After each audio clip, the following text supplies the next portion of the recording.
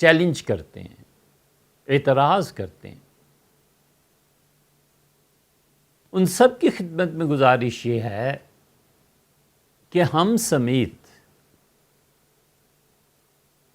یہ ضروری ہے کہ ہم سب ادب سیکھیں،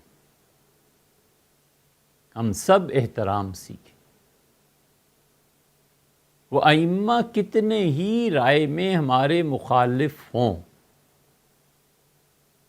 اور مشرق کی کہتے ہیں اور ہم مغرب کی کہتے ہیں حنفی، اس کے باوجود ان کی توہین جائز نہیں۔ یہ دروازہ کھولنا توہین کا، اور ان کا نام ایسے لینا جیسے یہ ان کے ساتھ گلی میں کھیلتے رہے ہیں، اور ان کا نام ایسے لینا جیسے ان کی کوئی وقت اور عزت اور احترام ہی نہیں تھا، تو جو لوگ یہ کر رہے ہیں ان کے بعد کی نسلیں اس سے زیادہ ان کی توہین کریں گی۔ آپ نے محاورہ سنا ہوگا کہ دادی 10 میل اور پوتی 12 میل۔ دادی کو تو پتہ ہوتا ہے اس گاؤں سے اس گاؤں تک جانا ہے، یہ سیدھا سادہ راستہ ہے، اور پوتی کبھی ادھر کبھی ادھر کبھی ادھر کبھی ادھر بھاگتی رہتی ہے، تو جب منزل پہ پہنچتے ہیں تو پوتی کے 12 میل ہو گئے ہوتے ہیں اور دادی 10 میل ہی چلی ہوتی۔ آنے والی نسلیں جو آج توہین آمیز الفاظ استعمال ہو رہے ہیں اس سے بڑھ کے کریں گی۔ ایک صاحب نے کچھ بات کہی تھی تو کہا کہ ناراض کیوں ہوتے ہو، یہ کفر تھوڑی ہے۔ ہم نے کہا بات بالکل درست ہے، لیکن یہ لہجہ کفر ہے۔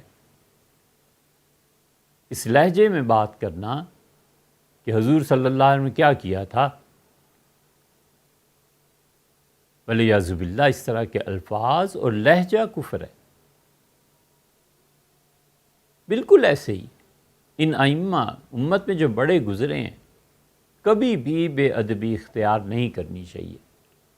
سمجھ میں نہیں آتی بات، سلام کر کے گزر جائیے، یہ عافیت کا راستہ ہے۔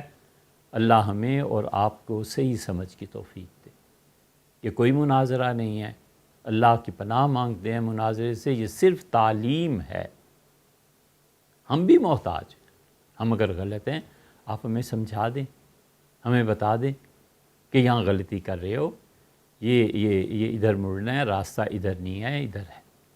کوئی حرج نہیں ہے، ہم ایک دوسرے کو علم پہنچائیں۔ یہ تھوڑا ہی ہے کہ ایک دوسرے کی عزتوں سے کھیلنے لگیں اور اپنے علاوہ باقی سب کو گمراہ کہنے لگیں۔ تو اس لیے یہ ضروری ہے کہ ہم جتنی بھی علمی مباحث ہیں ان میں ہمیشہ ادب اور احترام کو پیش نظر رکھیں۔ یہ ادب اور احترام، اس کے لیے بھی کسی اجتہاد کی ضرورت ہے۔ خدا نے اپنی کتاب میں اپنا ادب سکھایا ہے، یہ ادب بھی تو سکھایا ہے کہ کسی کے معبود کو گالی نہ دو۔ یہ کرو گے تو تمہیں میرے متعلق پھر گالیاں سننی بھی پڑیں گی۔ وہ جاہل لوگ ہیں، وہ خدا کی توہین کریں گے معاذ اللہ۔ ایک دو مقامات آپ کو اور دکھائیں، کس ادب سے گفتگو ہوتی ہے جب تربیت ہوتی ہے اور جب تعلیم ہوتی ہے، تو اپنے مشائخ، اپنے ائمہ رحمہم اللہ، وہ جنہیں اللہ نے چنا اور اللہ تعالیٰ نے انہیں ولایت پر کے اعلیٰ مقام پر فائز کیا، ہمارے لیے درست نہیں ہے۔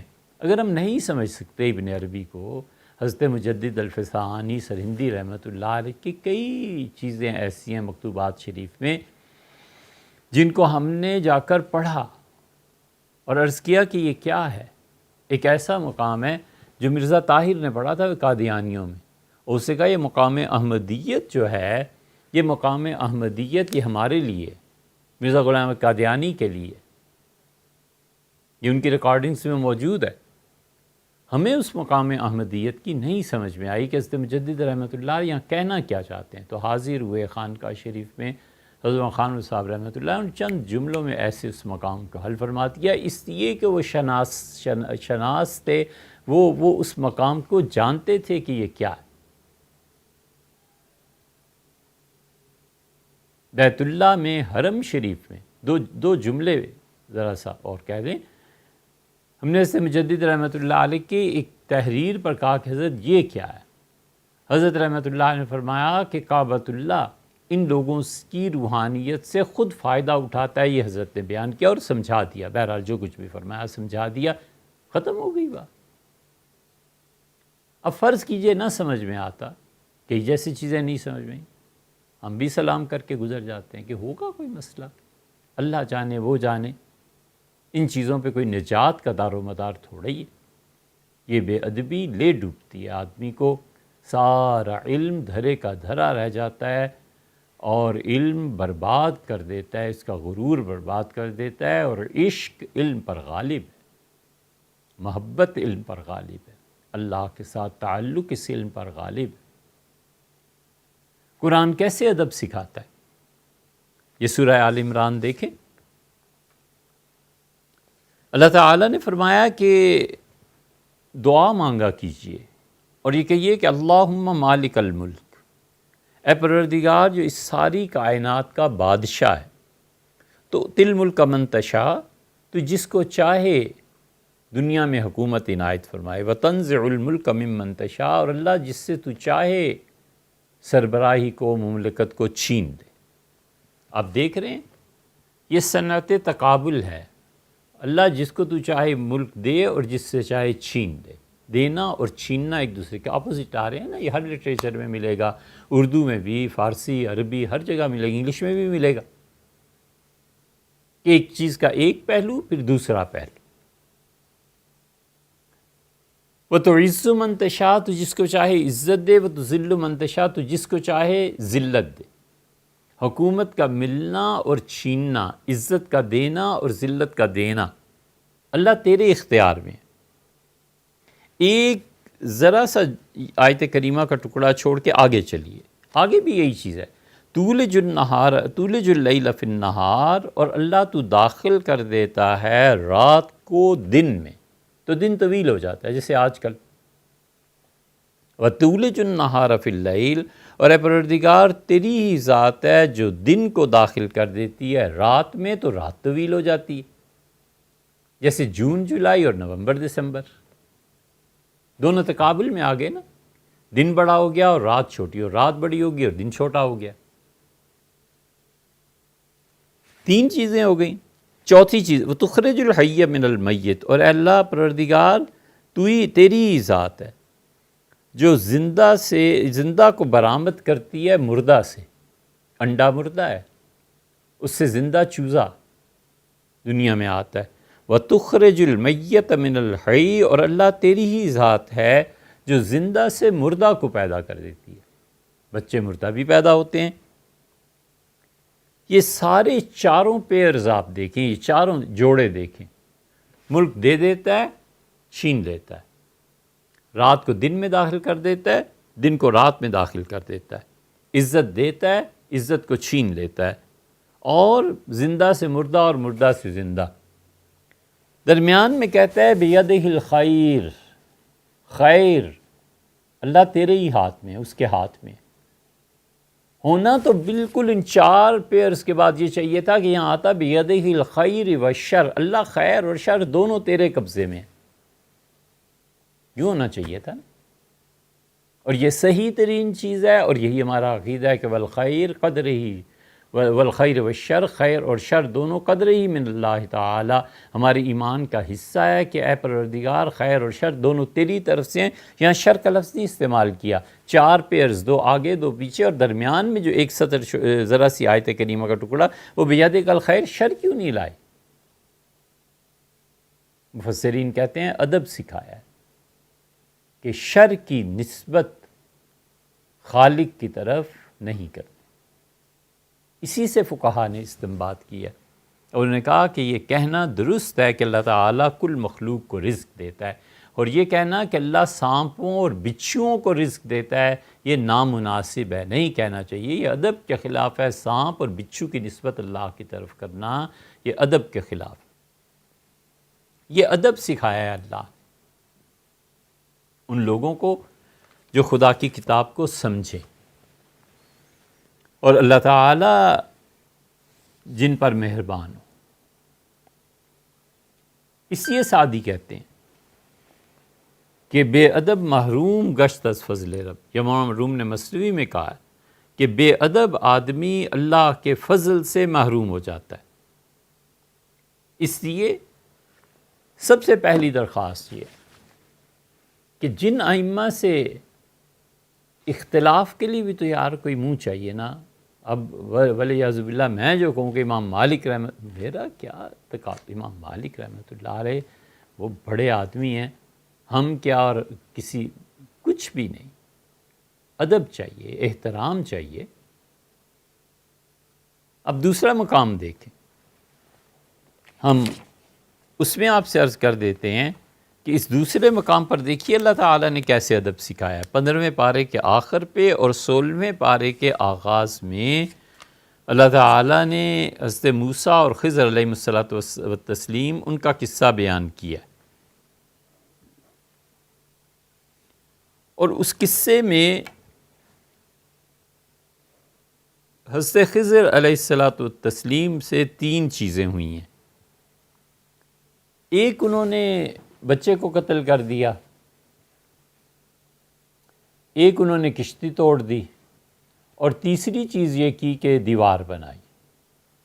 اب دیکھیں ان کے بات کرنے کا انداز کیا ہے۔ حضرت موسیٰ علیہ السلام ہر چیز پہ کہتے ہیں کہ یہ کیا۔ انہوں نے پہلی شرط یہ لگا دی تھی کہ میں جو کچھ کروں تمہیں اعتراض نہیں کرنا۔ حضرت موسیٰ علیہ السلام جب تیسری چیز پیش آ گئی تو انہوں نے کہا کہ لو شئت لاتخذت علیہ اجرا، مفت میں دیوار بنا دی۔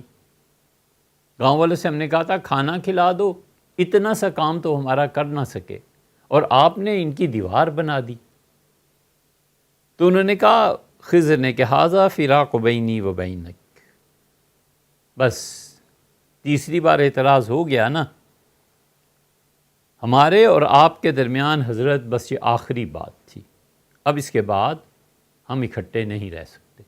سأنبئک بتاویل ما لم تستطع علیہ صبرا، میں آپ کو بتاتا ہوں ان تمام تینوں کاموں کی حقیقت جس کو آپ برداشت نہیں کر پائے، صبر نہیں کر سکے، ٹھہرے نہیں ہیں آپ، یہ زیادہ اچھا ترجمہ ہے کہ آپ ٹھہر نہیں سکے، ان تینوں کی حقیقت میں آپ کو۔ اما السفینۃ فکانت لمساکین، وہ کشتی جو تھی وہ غریبوں کا مال تھا، اس پہ وہ سامان ڈھوتے تھے۔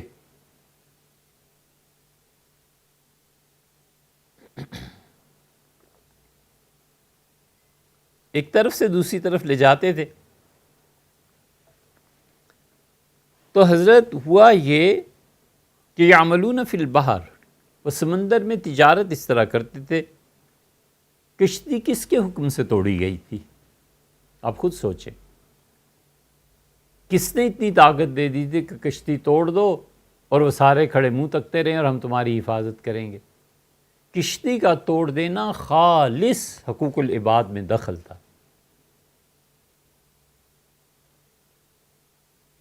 کہتے ہیں فَأَرَدْتُ أَنْ أَعِيبَهَا، میں نے یہ چاہا، میں نے یہ ارادہ کیا کہ اس کشتی کا تختہ اکھیڑ دوں یا تختے اکھیڑ دوں۔